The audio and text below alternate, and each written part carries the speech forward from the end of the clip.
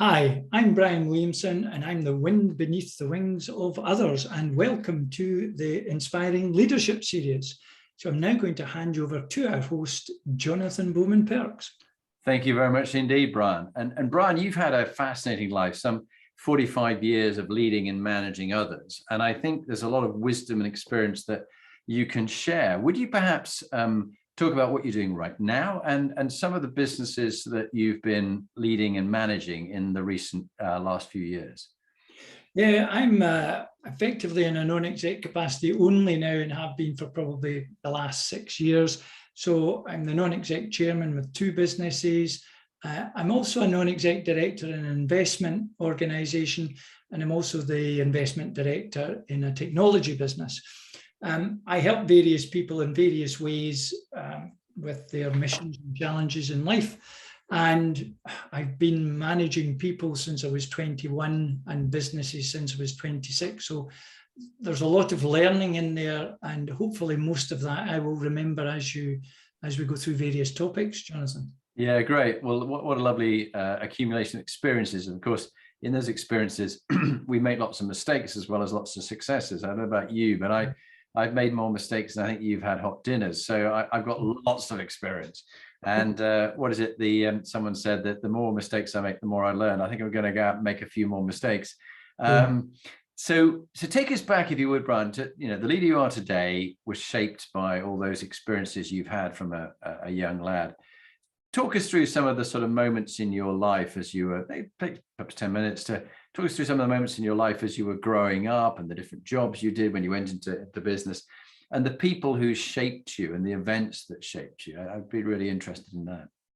Yeah, well, I was born in a tenement flat in the city of Stirling where I live, son of a waitress and a foundryman. So we didn't really have any business or entrepreneurial background, but my mum and dad were pretty influential in my life.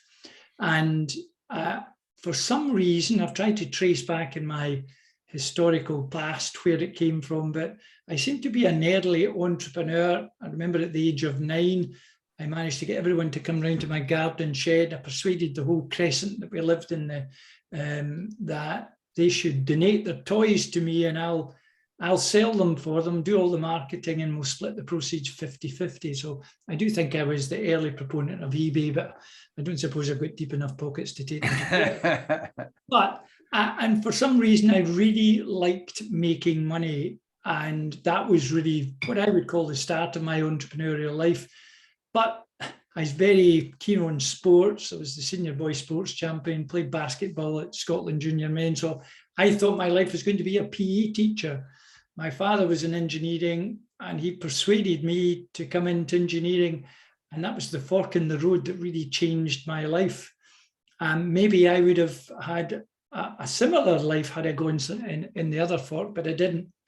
And I was lucky enough to work for a company called Weir Pumps, who took in ingots of metal and planks of wood, and out the other end of the door came pumps in crates. So I saw all the processes that you would imagine in engineering. It was great training and experience, and they believed in putting you on the management ladder early. So I was managing my first department when I was 21, and I thought managing 5 women and £100 million stock was as hard as it gets. And then I got the job the following year when I was age 22 to look after 200 welders. And boy, that was a baptism of fire. I did, one of the big lessons, we might talk about this later, was in addition to my duties, I was asked to look after a 27 strong redundancy squad. So this was everyone from all the departments in a big factory, and they decided to put them into one squad. It was a very union environment at the time, and said, we'll just put them under. So young Williamson got that job, and that was the biggest learning I've ever had in my life, and for the best reason. So it really pivoted the way I managed people, dealt with people, and perceived people in life. It was one of the backbones. It was really backed by being mentored by my father about how I should deal with people who I felt weren't like me. So that was great. It wasn't destined for me to stay there, because by the time I think you had to be 30 before you became a manager. I was a superintendent, so I was a bit impatient. So I left to become the managing director of a business when I was 26, a really young adopter of businesses. And I managed businesses for others for the next 12 years. And by a fate of circumstance, I got the opportunity to become an entrepreneur at the age of 38, left when I was, I think at the time, with my bonus, I was on £100,000 a year, and this was 1994. It was a pretty big package, travelled the world, played golf with the workforce on a Friday afternoon and never worked at the weekend. And I became an entrepreneur thinking it was better. And I've often looked back and said, maybe I should have just stayed where I was. I've cycled in and out of there of businesses, bit of a life change in my situation due to a health scare in 2015. And that... What happened, Brian? Well, on the 29th of July, very memorable date, 2015, I was sitting in the waiting room with my wife talking about, should we go to Marks and Spencer's and get some food, or will we go out for a meal? And in walks Paul, my surgeon, who said, if it looks like a duck, walks like a duck and quacks like a duck, it's a duck. I don't need to see the biopsy, you've actually got cancer. And that was just an unbelievable change. And as we're both, my wife and I have reflected on, it was the best thing that ever happened to me, because I was on the trajectory of last man standing. I'd been at 6 in the morning and I'd leave when the last person had left in a business. I believe that was the right way to work. I've got a whole different perspective on what makes people productive, and it's not that.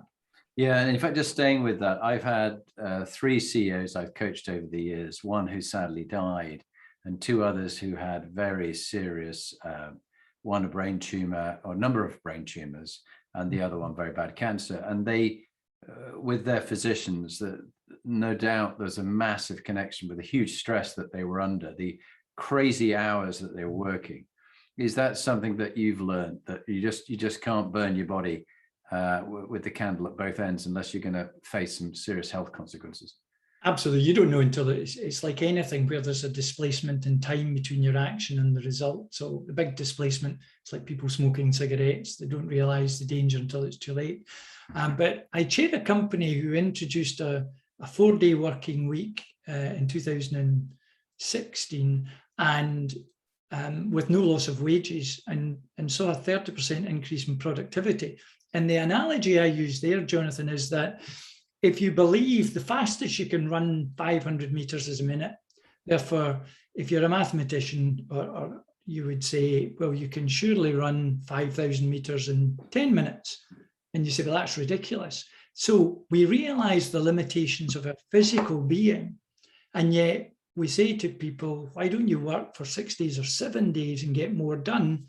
And you say, well, you're asking people to sprint for 5,000 meters. It's just not possible. Who's to say?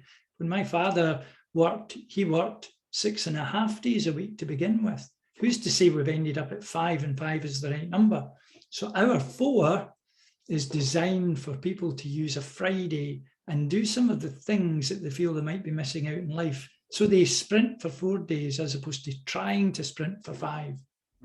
I really like that. And I'm sorry that you had that cancer scare. I had a cancer scare a while ago, and just recently came out of a long period of time in hospital where I was very ill, and I'm on the mend now. But trying to get back to good health, it makes me realize I can't sprint at this. I've got to slowly recover. The body just, otherwise it kicks back and makes you worse. What happened, or what was if I may ask, what was the cancer, and have they cured it, or are you in remission? What's the situation? It was bowel cancer, and Paul, my surgeon, said I've tattooed it because it's not big and I know where to go. So they take a section out and they just join you back up. I got post-op chemotherapy as a bit of a belt and braces, and that lasted about 5 or 6 months. And that's a ratchet where they poison you, you get better, but not quite back to where you were. And 3 weeks later, they poison you again, and you're on this sawtooth downwards. So it plays with your head. So as far as I was given the all clear 3 years ago, they monitored me for 3 years, and I've had the odd scare, but you go back, and that's one thing about the health service. I love them. I wrote to the complaints department to tell them how much I really liked them, to give them a bit of a cheer up, because I felt people were just going to be complaining. It's a massive organisation, hard to manage, but do a great job in my opinion. So for me, that was a big shift change in, I need to change the way I do things. And my wife, who's been a bit of my life coach for the last part of my life, has often said, when you're working late at night and you send someone an email, think not about what the message you're sending them in the email, but what the message you're sending them because you're working late at night. They feel obliged to do the same thing. So just curtail that impatience and realize that you're teaching them to do all the things that got you into the difficulty that you got into. Yeah, it's a really big wake-up call for me, what you're just saying. And I hope people listening around the world, there's about 55 countries that people around the world are listening to this, about 185,000 people, and it's in the top 1.5% of podcasts in the world because of people like you and their stories. And for those listening, they won't be able to see your amazing shirt. And those on YouTube can see this amazing Scottish shirt with blue and white. Tell the story behind it, and also add at the end, when do you think, what date would you give for Scottish independence? Well, I've got a real view on Scottish independence, but I got this shirt made to watch Andy Murray in the Australian Open, and hopefully win. By the time I had managed to get to Melbourne, he had actually been injured. He was going in for a back op, so he didn't actually compete. I did see his brother Jamie, and I was proud to wear it. So for me, it was a homemade shirt to celebrate Scotland, because I'm very Scottish.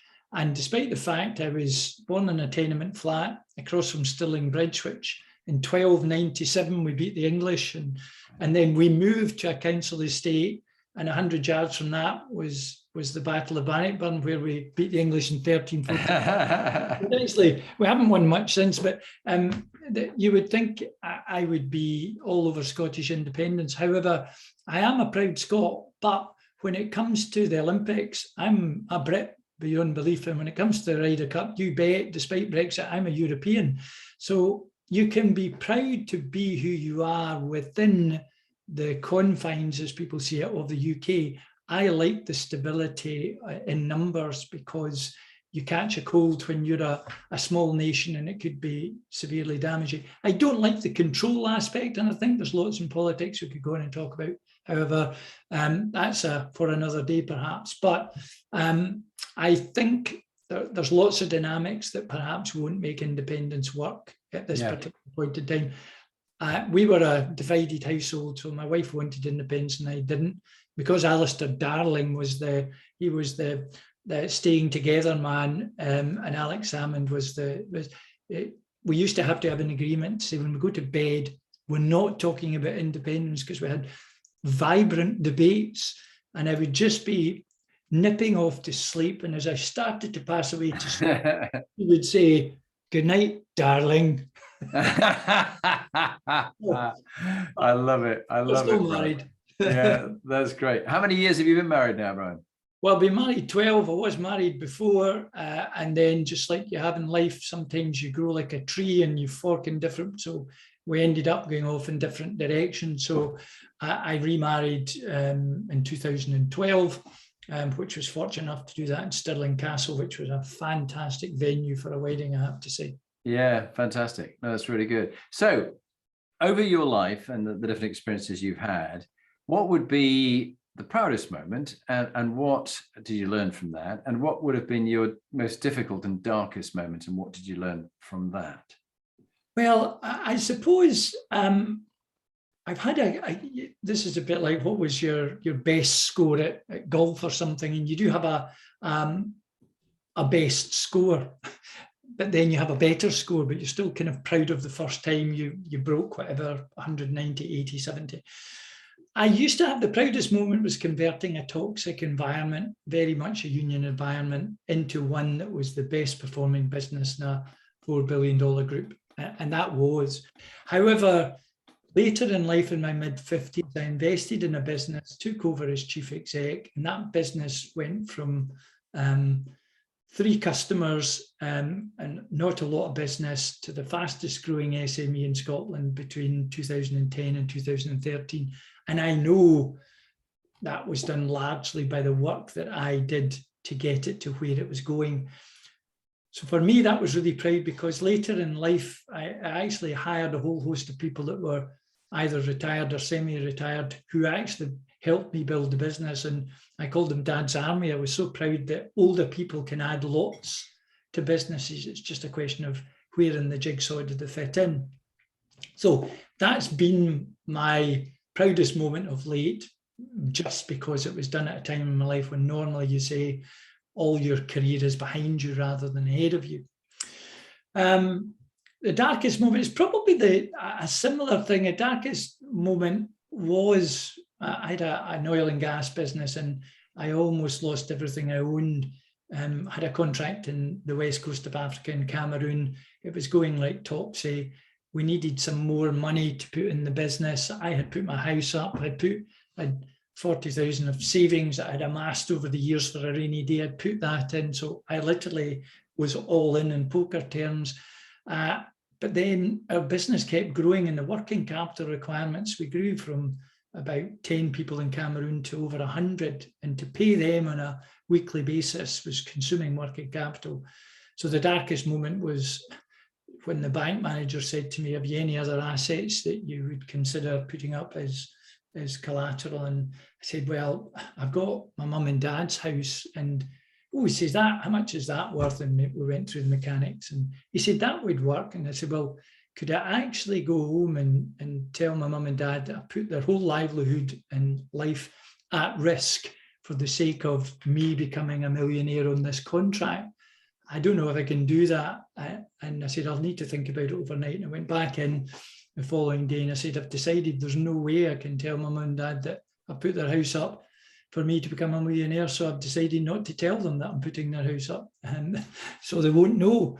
And the contract went absolutely sour thereafter. And I was within about 10 days of the bank foreclosing on my house, my mum and dad's house, the car that we had in the business, my savings, everything gone. And that was my darkest moment at the time. I don't know if anyone's really faced personal insolvency beyond any of your wildest dreams. We did get out of the situation, so it wasn't the ultimate dark moment. But by comparison to my cancer we've just talked about, the darkest moment is when you think you're going to die, and there's no doubt about it. That's a what was life all about moment, as opposed to, I suppose I could have started again. It'd have been hard with 2 kids and a wife and I who didn't get on particularly well at the time, and a mum and dad all looking for accommodation. I could just imagine that would be hard going. Was that your ex-wife? That was my ex-wife, yeah. Yes, that probably didn't help the relationship, I'm sure. Well, especially when she said, I said, look, we've been in the paper, a man's died on site. It was a whole story about it. I said, stay away from the front of the house and stay at the back. She said, oh, I'll just get the car and go to my mum's house. I said, well, the news about the car is it's probably going away this afternoon, so I wouldn't even be moving the car. And she said, oh, this is ridiculous. I'll be stuck in this house on my own. I said, no, not on your own, because it looks like my mum and dad's coming to stay. So, so that was, I don't know if you've ever been stressed enough that I could not sit down a whole weekend. I couldn't sit down and do anything. I walked about. I must have lost about half a stone in a day. It's a terrible experience. And how did you get out of it? I got out of it. I sought the advice of a fellow entrepreneur and said, look, this is terrible. And he gave me the Churchillian speech of, you're in the Colosseum and here you are faced with the gladiators. You're just going to lie down and get stabbed in the neck, or what are you going to put a fight up? So he kind of gave me a bolstering talk, and that was really refreshing, because I thought, I'm going to go down fighting. So I actually used all the connections and contacts that I had, that I knew. I went to their head office in France, and I camped outside the door to speak to everybody, pleaded with them to say, look, my company's going down and my life's going with it. And I remember the day I was called to say, it looks like this chap has released £568,000. And that I had a chart of what I could keep depending on how much I collected. So along the chart, that was my mum and dad's house and my house. And then thereafter, every increment I got, I knew how close it would be to mality. In the end, it was a 2.1 million contract and we got 98.5% of our money. Wow, well done. Well done. So I was really happy. So that became the darkest moment. That was the proudest moment, but you can always have a vision for a better history if you just tell it differently, can't you? Yeah. Oh yes. People are very, very good at retelling stories and polishing it up. Yeah. That is a tough one, and I will remember that one for a long time, Brian. Now you've had all this wisdom and experience. You've been through some tough times. You've been close to death. I mean, we're all going to die. It's just a question of time. And Yeah. I'm very pleased you made it through that. My dear brother David, who is 3 years younger than you, has just died 2 months ago. Oh, 10 weeks after he was diagnosed with metastatic cancer, which we never knew about and he didn't know about. So it's going to happen to us all at some stage. What sort of attitude have you learned from having been through, knowing that you might die? What kind of attitude are you now taking to life? Well, I think I remember talking to some business people about this, and in essence, that there's an outcome that you're trying to get in a business. You're trying to achieve a certain thing, and I'm very target driven. But actually, when you look at your life, there's only one outcome in life, and just like you mentioned there, we all get there sooner than we would like. It's either 6 feet under or you're in the fiery grave. But there's only one outcome. Everything else is a journey, so you have to enjoy the journey. And that for me is the big thing I've learned. I don't get involved with businesses that they either don't like me, I don't like them, I can't add value, or they don't believe I can add value. Why would I do it? That's the job, and I've got the luxury of not having to need a job. Therefore, I choose to do the things I like, and I work hard at making sure the things that I don't like, how I manage them out of my life rather than in it. It's not always easy to do, but definitely enjoy the journey. So our conversation is to enjoy the conversation rather than anything else. Yeah, no, I so agree that, live it minute by minute. Yeah, because you don't know if you're going to wake up tomorrow or if you're going to be just not coming back. exactly. A bit like sort of my time on operations in the army. Sometimes, are you going out? Will you get blown up? Will you get shot on the way out, or will you make it back? No. All this experience you've had, meeting the young 16-year-old Brian some 50 years ago, what advice would you give if you went back to the future and gave a bit of wisdom to the young Brian? Well, probably impatience is a virtue in business because it can be easy to be a manana-like person. So I have been in my life very impatient, but it can also be a millstone around your neck. So perhaps apart from enjoying the journey is to be a wee bit more patient. I think I should have encouraged myself to be more inclusive. I know in one business, my nickname was HMV, his master's voice, because it was my way or the highway. And I believed in what I was doing. So I believe I was a benevolent dictator, but still a dictator. Whereas the things I've learned from inclusion, listening to the views of others and why they have these views, and often because 90% of the view is not good, you don't listen 100% of the time, but you lose that 10% that would have added great value. So I think I would have been encouraging myself to make sure I'm really inclusive. Dictatorial people tend to make businesses what they are, good, bad, or indifferent.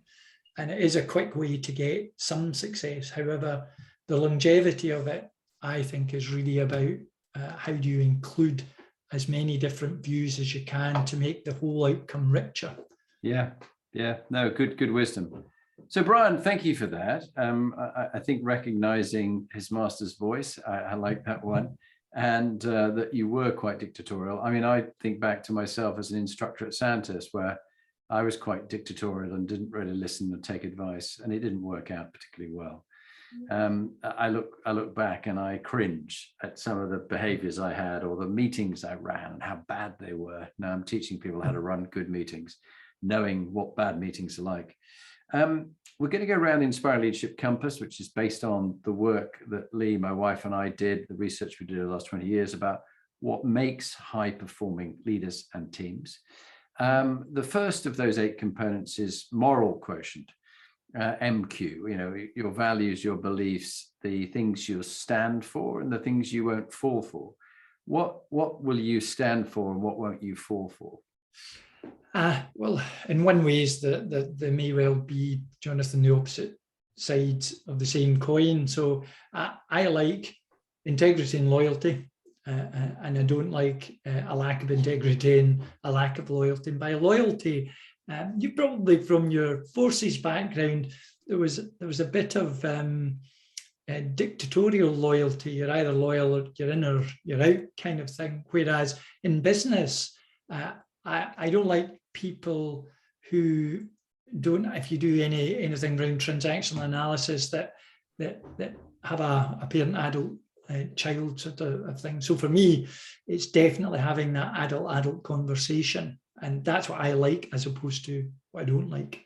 Yeah, I do love the parent adult child, and having an adult to adult conversation, and the appropriate response to the here and now, that you are responsible for your own behavior. What are you going to do about it? Yeah. And rather than taking it away from someone and trying to think for them, what are their thoughts? I like that. Okay. PQ, which is purpose quotient, meaning and purpose. Why have you done the things you've done? What has given your life meaning and purpose? I do think that the wind beneath my wings, which is, I was on a course recently online, and something came to me about how would you describe yourself. And the wind beneath the wings is actually, you realize when you're at the top of an organization, you don't actually do very much other than how can you make others really thrive in their environment? How can you make them better? How can you make them bigger? So for me, my sense of purpose is, just like a grandparent would do it through their grandchildren, I feel like, and I certainly deal with different generations now, I want to be in the wind beneath the wings of others rather than say I'm too old to win the sprint now. So, but I can help someone else do that.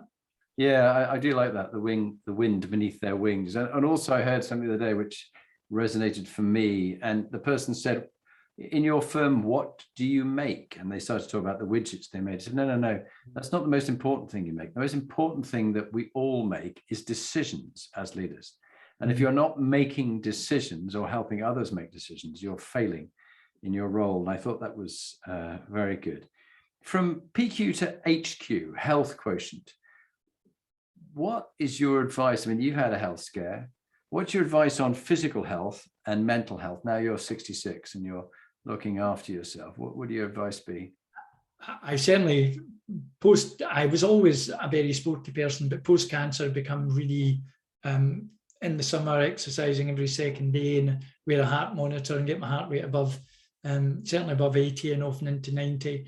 And I do that religiously. Even when I don't want to do it, I say I'd rather spend my lunchtime exercising. So I'm fairly strict about exercising. So physically, I find I enjoy that and it keeps me good. I recently signed up for a course and I'm in the middle of it on neuroplasticity, which it's bizarre. You do things like write with your non-dominant hand for a full day, which is really, really difficult. And the other morning there, I had to, as soon as my feet hit the ground coming out the bed, I had to close my eyes, go through the shower and get dressed without opening them. And it's kind of rewires your brain, and I'm really interested. That's why I think your lifelong learning is about how can you make sure you shake things up and change them, because there's no doubt about it, as you get older, your life converges without any realization. So you have to work hard at expanding not only the lungs, but your brain. So I work hard at that. I've certainly not mastered it, but I really work hard at that. So Brian, from health quotient onto emotional intelligence quotient, what would you give as a good tip over the years that you've learned about getting rapport with people and building connection? For me, it's about active listening, and active listening isn't just listening, it's being interested, but being interesting. And the thing, if pre-pandemic, was at many dinners and many often, and sometimes sat next to someone that's perhaps not quite as interesting as they could be, but what would I learn from them? And in working out what I would learn from them, I have to ask lots of questions and I have to probe and be challenging. But in doing so, I learn a lot, but guess what? They enjoy it, because people tend to enjoy talking about themselves. And the tip that I've kept for having many meetings about many things with people is to keep a reflection diary. And I used to insist on it in one business because we had scientists speaking to customers, and they tended to have brows that were 10 inches high and hair that grew at 45 degrees. So they perhaps didn't have the right level of conversation. So I asked them to reflect on what could they have done differently. And I think reflection, the power of reflection is fantastic. Writing it down just cements it, if you like. I like that. So you did it for yourself, but you got them all to do it for themselves, the situations they learned from. Is that right? Yeah, and it's not a thing where you ask to discuss it with them, because most of the people we employ in one business had 3 degrees, so they're smart people to say, well, what do you conclude from that? But they say, well, when do we report back? So you don't have to report back. You report back to yourself, because it's a very private thing. Otherwise, sometimes someone who admits they're having a difficulty is admission of inability, and you might therefore say, oh, I'm managing you, and you're saying you're not able. So don't spoil the dynamic, the purity of your own reflections. Yeah, that's very good. I like that. It's a really good tip, and I recommend people do that. From EQ to CQ, cultural intelligence quotient, diversity, equality, inclusion. When you're working with the welders, the 300 of those welders, that's one group of people. But then what about people that, in Africa that you're working with there? How do you adapt to different cultures and viewpoints? Well, I used to think that inclusion starts off as a gender thing because of gender inequality, and then of course it's anyone that's non-UK national. But as I've traversed life, what I've found is inclusion in the widest sense. And I met a really interesting guy, Nicky McGowan, who used to work for us, and he's a self-confessed NED. And if you don't know what that is, and non-educated delinquent, he talks like an NED, and he came from a tenement building like myself, and yet when I talked to him, he's got out of drugs and crime and into a business, and he goes into schools now and tries to persuade people before they reach the fork to take the left fork instead of the right fork, whatever it may be. And his vision is to change the world one school at a time. And I really admire that. And I thought, if I met him, and I'm unlikely to meet him at any event anywhere, because he doesn't go to what I go to. Therefore, when he asked to have a Zoom meeting during the pandemic, I said, I've got a bit of time here. I was really fascinated by what I could learn from someone who is in an area of life that I don't include in my decision making. So I have a regular dialogue with him, and now it's a case of, wow, everybody you meet, there's so much learning to come out of that, your understanding of life. So diversity is in its widest sense. It's not just age, it's not just gender, it's not just ethnic origin, it's a whole mix of things. But that requires you to treat everyone as your equal, as opposed to looking down on them and having some sort of master-servant relationship. Yeah, it's back to your adult relationship. And yeah, my mother used to always have that attitude as she brought us up, because my father was killed when I was 3, so 3 boys she brought up. We used to live in Lossiemouth in Scotland, near Alvis, near Elgin. That whole attitude about what are you going to learn from the person you're meeting, And I am ashamed to admit there's many a time I've been with somebody and I thought, oh, this is so boring, this is just, they're not my cup of tea. Then I thought, no, come on, remember, what can you learn? And as you said, asking great questions and being genuinely interested in their reply. I remember the Duke of Edinburgh walking down the front row of our parade at Sandhurst, and he was saying, where are you from? It's to someone who, he assumed was from overseas because he was black. And he'd say, I'm from Ghana, sir. Good. And where are you from? He says, I'm from Croydon, sir. Oh, are you English? Yes, sir. Oh, right. And how are you? My mother's just died, sir. Oh, good. You could, he was not listening at all. But I mean, he's had his moments, but that was certainly not one of his finest. RQ, resilience, coping with setbacks and adversities. Boy, you've had a few, haven't you? I mean, particularly that Cameroon experience and almost losing both your houses, your car, everything, your parents' place too. How would you advise people to pick themselves up in times of adversity?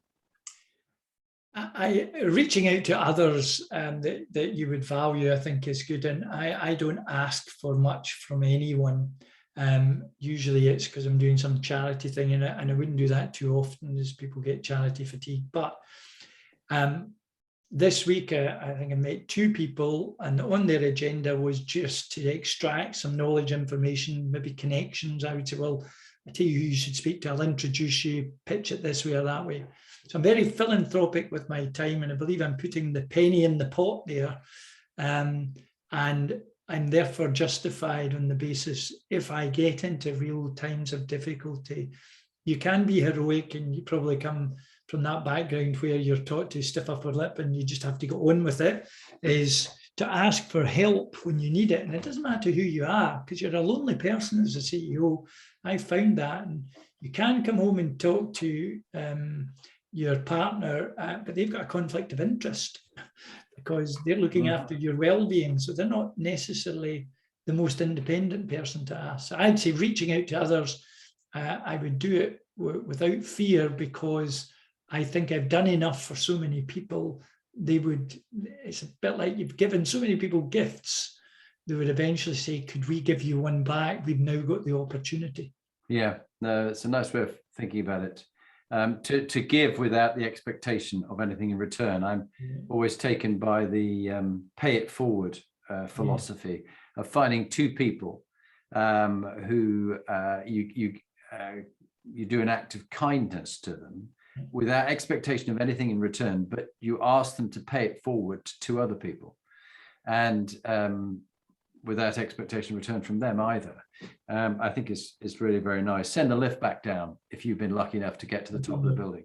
I did a thing at a conference recently where I said, put your business card in the bucket, and at the end, take a business card out and work out how you could do that person a favor. And wow. I thought, this is going to be really powerful. There'll be bonds and friendships. I mean, it was really hard because people are not used to it. But I think that's the sort of thing you have to do, to say, you'll feel great. You'll look at the eyes of a child when you give them a present on Christmas Day. That's how you're going to feel. Yeah. I think you're right. There's too little of that around, and we need more of it. Brand, reputation, image, and impact. How, over the years, particularly when you're a CEO or a chairman and non-executive director, how have you kept your feet firmly on the ground and listened to feedback on you? Because the danger is the higher you get as a chairman, a CEO, a NED, a partner, whatever it is, the more everything smells of new paint and you have brand new toilets and everybody else tells you what they think you want to hear. How have you had real, honest feedback? Have you had your own coach? What have you done? Well, if I go back to the redundancy squad that I got, that as far as managing them, the difficulty was they said, I'm not doing that. Are you going to fire me twice with the knowledge of the union at the back? And you're in an impossible situation. So you have to try and manage by consent with 27 people in death row. Got some great advice from my father, who said to me, you've got to treat everyone as an equal, get to know them as a person, understand them, and get to know their likes, get involved in their life, and throw away that spreadsheet for the first week. And if they do nothing, it doesn't matter. And this was on the back of a real horrendous amount of tasks, painting the railings in the car park, and everyone's car got paint on it. I mean, it was just an absolute nightmare. But I came through that, and I managed to get a right-hand man, Frank, who was the furnishman, who you bent nose, and you wouldn't want to meet him in the dark night. But in the end, he became my right-hand man, managed everyone much better because I really got to know them as people. And when he shook my hand, and I often get emotional about it at the end, he said, well, I've had a great 8 weeks here. And he said, I might not have been in this squad had I met you earlier. And I thought, I'm only bloody 23 here. I mean, I'm 23 and this guy's, he was ancient. He's probably 50 to me. He was an older guy. And it made me realize that what my father had taught me was to respect everyone in the same way as if they were like you. They were your brother, your sister. And that respect, so for me, it was create that respect and have your brand as I'm a respectful person, and make a point of speaking to everyone at every level and ask them not good morning, how are you doing today? That's whether it's someone cleaning a toilet, is Cricky, you've got your hands, your work cut out today. How are you feeling about it? You know, what time does it take? But be known as a respectful person. Many things have come up as you speak about that. Before I talk further on that topic, because it's a very interesting one, there was that lovely throwaway line that they had to paint the railings, but they ended up painting people's cars. Tell me more. What happened? Well, the exuberance in painting round railings, the overspray was onto the cars. So the gateman, we didn't have mobile phones then. We had, my buzzer went off, phoned the gatehouse, says, Brian, you need to come down here. It's carnage. They've got about 10 people complaining their new car has got splashes of paint all over them. So it was a disaster. And as I walked up through the machine shop, one of the tasks was to paint the test bed floor. And one chap had painted himself into a corner, couldn't get out. So they had to lift him out with a rope harness on the overhead crane. So everyone had stopped working on the machines and I was this young, enthusiastic manager who was going to show everybody, all my peer group were 15 years plus older than me.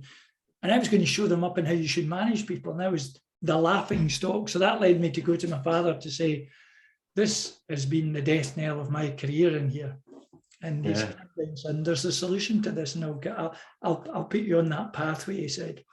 Well, what a wise father that you had. And I do think it's always very interesting whether you've got the forlorn hope or you've got the guys on death row. You have to find a way of leading people. I had some pretty poor quality soldiers at some stage. And the bit of good advice I had from an old sergeant major was, do you know their personal stories, sir? And I said, what do you mean? He said, have you asked them about their life, their family, the football club they support, whether they've got any kids, any brothers, any sisters, how they grew up? I said, no, I've never done that. He said, well, do it.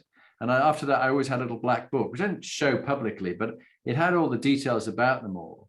And before I went to see some of them, I'd look up my little black book, my platoon commander's notebook, and I put it away, and I'll go, so Campbell, how's your football team doing? You know, it's Hibs, isn't it? That you? Yeah, it is. You know, and there was that connection because I was genuinely interested. And you know, to another, I hear you've got a wee baby on the way, and he goes, yes, it's a little girl, and knowing people's life story to this day, I think is the most profound thing. Going for a walking meeting with people and finding out what their life story is, I think is deeply, profoundly powerful.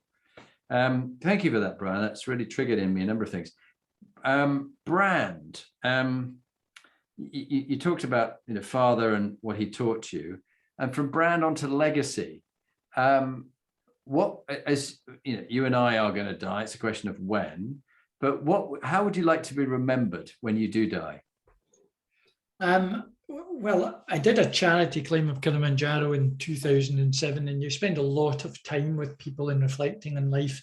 And that was, I guess, on the back of both my daughters telling someone what I do for a living. And I thought, that's really interesting, but that's not actually what I do. And thought, they don't even know me. So my wish, and I've been working on a platform, investing in business and how to do that, was how do you pass on the knowledge and wisdom that you have in different situations? How do you put that old head on young shoulders, help them navigate life, put more tools in their toolbox, because they're going to trip and slip on the same things that you did. Perhaps you can help and give them a bit of wisdom earlier on. So that, for me, is the legacy I want to leave behind. I very much like that. And I really resonate with that, because this podcast I don't make any money from it. It's just my way of paying it forward to other people through meeting interesting leaders like yourself, having a discussion and passing on your wisdom to them, but also some things that I've been taught along the way and mistakes I've made. And I think it is a nice way of leaving a legacy that, you know, many thousands of people in different countries will gain something from our conversation today, which might make them a better leader or a better husband or a better wife, better son, better father, better mother, better daughter. I think those are very important. Executive teams. You've worked with many executive teams over the years, and you've seen good ones, you've seen bad ones. What's your advice on turning around a toxic team to make it into a high-performing team, Brian? Well, an opposite, this is again, sometimes what you like and dislikes, the opposite side of the same coin, isn't it? But about 30 years ago, I was asked to come in and break the unions in a business.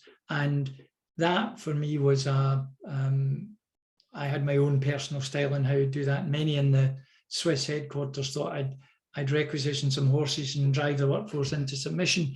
It was a toxic environment. I did discover that the first 6 months I spent 70% of my time doing union stuff, negotiations and that. But through a period of deep engagement, getting to know the individuals, what they stood for, what they wanted, you find that the majority of people are actually really nice people. There's the odd toxic person, but therefore, rather than play that game, I wouldn't speak through the convener at that time. I'd just have a mass meeting. I got to know what they really wanted, and what they really wanted was to be valued and respected and rewarded rather. So I agreed to give them the best wages in the area within my end of my 3-year term in the business. And we were 2 doors down from Rolls-Royce, so that was a pretty big commitment. But I said, I'll do that, but for you, I want from you no demarcation other than ability, and I reserve the right to train you. And over a period of 3 years, they became the best paid in the area. We became the best performing group, and the toxic people left. And I remember, I won't mention his name, I don't think he'll be alive, but when the convener said, I'm handing in my notice, I'm leaving. I said, why are you leaving, Jimmy? And he said, it's just not the same. And I thought, you're absolutely right. It's just not the same. The workforce painted their own floor. When I told them customers were coming around, mainly from the Far East or the Middle East, we had Gavin in the saw wore a tie, and he was the lowest paid in the factory. He wore a tie out of respect for the people. I said, these people pay all our wages.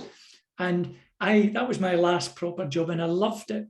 And I loved it because if you really get involved, toxic teams aren't toxic teams, they're toxic environments, or a non-listening environment, or there's someone in there, and often management give them the ammunition for the people who stir things up to make it worse.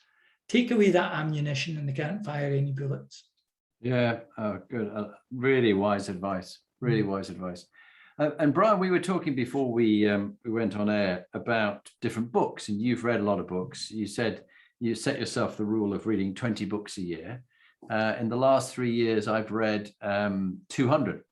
I'm dyslexic. I think they call us neurodiverse. So my way was listening to them. Yeah.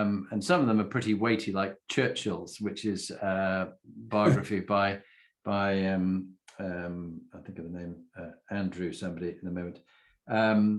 it's 50 hours worth of listening. So it's a sizable read. But you and I both like learning from books that we read. And I said, what about leadership? How do you learn about leadership? You talked about podcasts, you talked about a variety of books. Would you just share a bit more?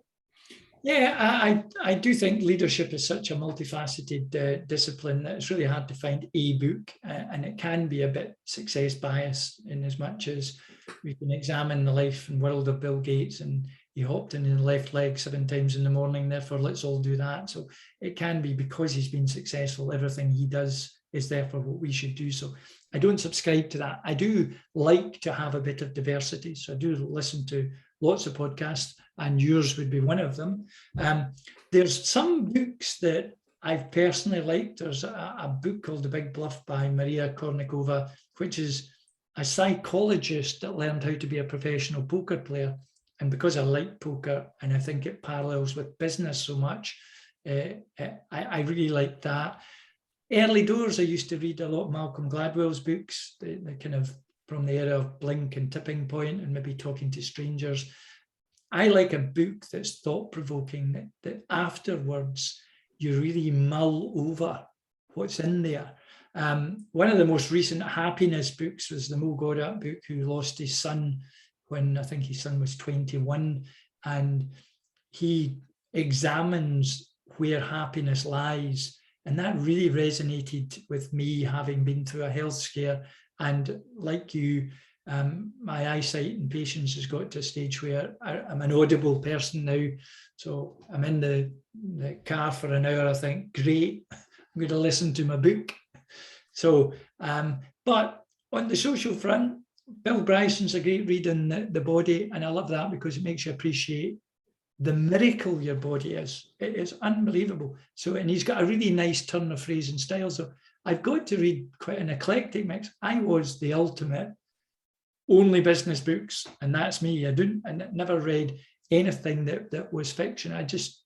But I've kind of grown to try and expand that, to say there's lots to learn outside that, and it can be related to business. Yeah, and thinking about books on the body, I'm listening to one at the moment called 10% Human, which is about the microbiome and the bacteria that live in our body. So our body is only 10% human, the rest of it is bacteria and different little organisms and cells living in us. And you just don't realize this. It's just fascinating. The book you talked about on happiness, about the person who lost his son, what was the book called? I think it's called Happiness. Happiness, okay. Yeah. And no, it's called Solve for Happy. Solve for Happy, okay. Oh, S-O-L-V-E, Solve for Happy. It is quite a heart-wrenching thing, but he talks about his son in a way I could never imagine talking about one of my children if they had died at that age. Yeah. I guess he's gone through a period to be able to do that. Yeah, no, I can't imagine what it's like. So, Brian, we're now down to the final top tip. So if this is a standalone as well as part of the main recording, but if you just briefly introduce yourself again and then give your 2-minute top tip. Hi, I'm Brian Williamson, and in the Inspiring Leadership series, I'd like to give you my top tip. And my top tip is creating a social contract of mutual respect, which is something my father taught me early on in my career when I was dealing and managing a difficult group of people. And other people would call it in different ways, but I call it a social contract of mutual respect. And what that means is treating everyone as equals. And after all, we all came out the womb knowing nothing much, and our fortune and what we've learned is all about where you were born and to what parents. So we didn't choose our environment that we were born into, and we didn't choose our parents, so that was all down to luck. Therefore, why should we not be equal as we progress through life? It's just the environment and the parents that are the difference between us all. So my tip is take a real interest in others. And I think we mentioned earlier on together there, Jonathan, that the fact is it's a genuine interest, I think was the way you put it. And I do believe that. So having that interest, if someone peeps their horn at you when you're in the, whether it's metaphorically or whether it's actually when you're driving, I always think that it's often more about them than it is about you. So the two greatest gifts in life for me are tolerance and understanding. And I think if you can employ them wherever possible, treating everyone as your equal and no master-servant relationship, then I don't think you'll do too badly. Fantastic. Brian, thank you very much indeed. It's been a real privilege having you on the Inspiring Leadership series, and I wish you every success with your health, your wealth, and your happiness. Yeah, you too, Jonathan. Thank you for inviting me. It's been delightful.